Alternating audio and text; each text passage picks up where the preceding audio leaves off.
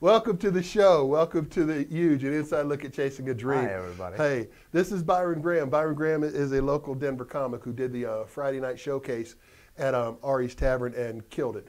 We're going to be looking at Byron's set later on. But we had a major fail here in the studio. Usually we put in our headphones, we listen to the set, but for some reason we're not getting any sound through the headphones tonight. So we're going to have to go with showing the video without comment. Okay. But the people at home will be able to see it and hear it. Decide for yourselves. Yeah, so anyway, we might comment anyway, sure, but we probably won't be in the right spot what we're commenting about because we really won't be able to hear it. So anyway, there you go. All right. All right. So I guess we'll start with all the pending questions, the usual questions. Okay. Question number one: how many razors are in your? How many blades are in your razor? Oh, I just use a buzzer, a plug-in. Electric razor. An electric razor. Okay. Yeah. So I try to so you do a trim around so I don't have the neck beard. Yeah. The only reason I asked is because today I was usually stuck on the 3 razors. Sure. I've been using 3-bladed razors for I can't even tell you. Okay. Standard. Weeks ago, my wife bought a 5-razor blade.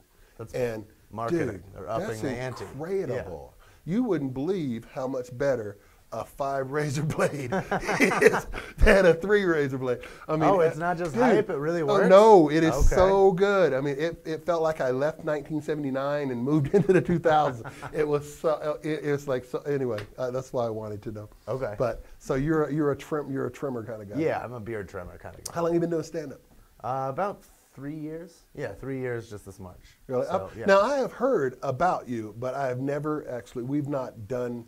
This show together. We've not done. Much, I don't think we've ever. Have we done a show together anywhere? I think I did an Ari's a real long time ago. Oh yeah, you did Ari's before. That's right. All right, so that's cool. And so you're here in the Denver scene. Mm-hmm. You've been doing it about 3 years. How did you get started? I mean, I was a big fan of I used to read the Westword pretty religiously, and so I was a fan of Adam Caton-Holland's column. Uh-huh. So that's how I knew that there was any sort of comedy scene in Denver at all. I got you. So that's where I knew to go to the Lion's Lair for your first open mic. Go to the Squire. It's supposed to be hard at first. You're supposed to get kicked in the balls a little bit before you get good at it. So I think that I had a good attitude and realistic expectations when I started. I got you. And 5 minutes of jokes, which is a lot more than that's that's a lot of jokes in this business, right? Well, I would always sort of practice. It's doing it on stage is totally different. You can't really practice on your own, but I used to practice writing like monologue jokes. Okay. Uh-huh. Just for the exercise of it, I guess. But so I had jokes to start out with, which I think helped. But I was so nervous. I had panic attacks before I would go up. Yeah, it was. Okay. And I always wanted to get off the stage early. Like the host would always have to stay around because I would want to bail. You never know when you're going to bail? Yeah. So I would bail, I would bail 3 minutes in so often when I first started out. Okay. Especially, I'll do it now if I get like a really big laugh at an open mic and, no one's paying me for an allotted amount of time. Right. Then I might as well go out on the big laugh. It might as well be time to get out of it. In general, I try to slug it out for 5 minutes because they're pretty unforgiving for the most part. So, all right, so you get up there, you bail on your 5 sometimes, sure. Which is, we all a lot at the beginning. We all do that in the beginning. So you started at the Lion's Lair like everybody else here in Denver. Did you hit 5280comedy.com? That did not exist yet. It started. It started maybe 5 or 6 months into when I started doing comedy, and I use it all the time. I use it like. If I forget what time a mic starts. Yeah, I do it's such a useful resource. Yeah, it's a very good resource. I envy, I started at a pretty good time, but I envy how easy it is. If you want to start, you don't actually have to. I sent emails to people. Right. So many people who are like, oh yeah, sorry, that mic is canceled. Yeah. Brad Galley, I don't know if you know him. No, I don't. He's not around as much anymore, but he's hilarious. He was really nice. He had I saw that he had a mic. I sent him an email, and then he said, no, mine's canceled, but he sent me back a whole list of when and where they were. And I would refer back to that email for like the first 2 or 3 months I started. Right. But there also weren't as many mics back then. Now there are 2 or 3 a night some nights. Yeah.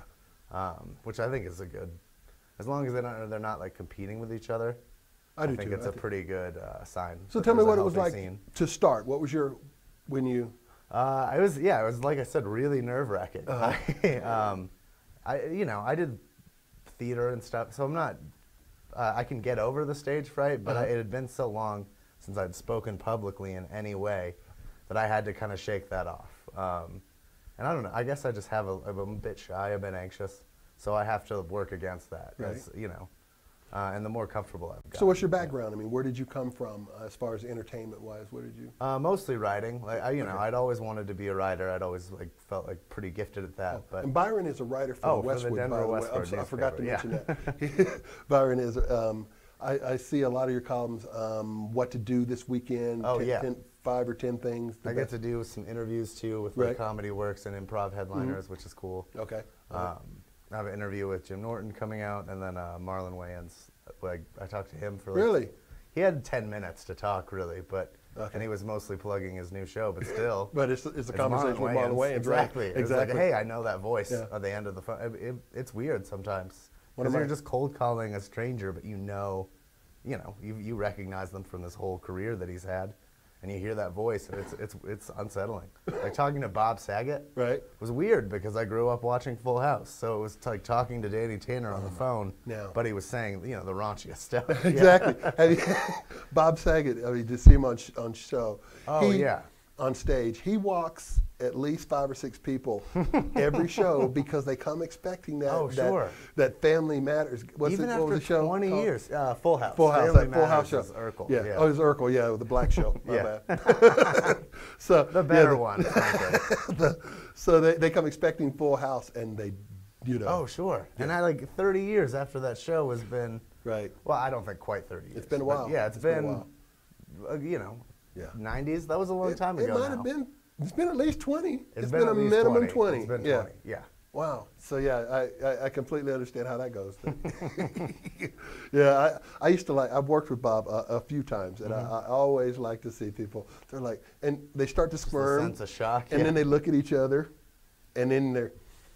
I think we need to go. I think that people hear dirt, like, oh, this comedian's dirty, and they think, oh, I know what that is. And he finds a way to really twist it in a new and unnerving way. That just, I get why people walk, but I have a pretty high tolerance for weird raunch. Yeah. But when I say people walk, the people are walking are mostly my age, they're people that were young when he was young, and they, still. And they haven't been in the club since there. They just saw him coming to town. They're not real I always wonder about those, like what exactly they're expecting. If they don't, if I was going to go see a show, I'd probably Google a clip to see like, oh, what's he up to these days? Right. Well, I realize that it's not, somebody's not going to have that hot streak for 20 plus years. I think that a lot of people, it's hard to let go of it. It's hard to, it's in your mind of what he's going to be, and they're sure that it's going to be that on stage. When they see him, they're absolutely sure, and it's a big, big shock. I think you're right. I mean, I would Google. I've had people come to my show and say, I didn't know who you were, but I Googled you, and I thought I'd come see you. I think that's just common. If you're going to spend money on something, I think I would Google a restaurant before I went to go have a meal there. I don't know why I wouldn't Google. I guess I'm just used to because it's so instantaneous, and I always want to know the answers to questions right away. I don't understand why anybody wonders about things anymore. Like, why would you let a question bother you for a couple hours when the answer is right there? What made you want to be a comic? I love comedy. I always watched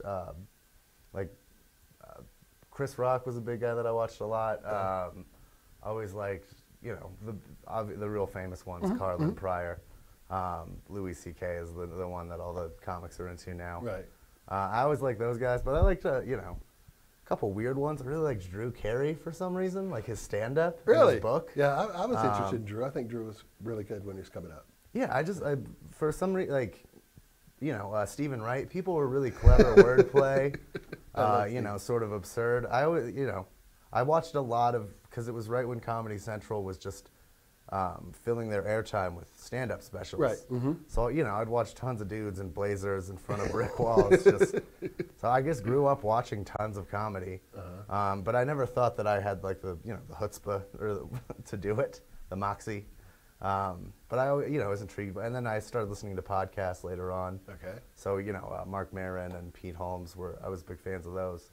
And so I ended up wanting to give it a swing. And then I went to an open mic, and I was thinking about just going to watch, but I saw people kind of tank it up there, and I was like, okay, well, I probably won't be the worst, right?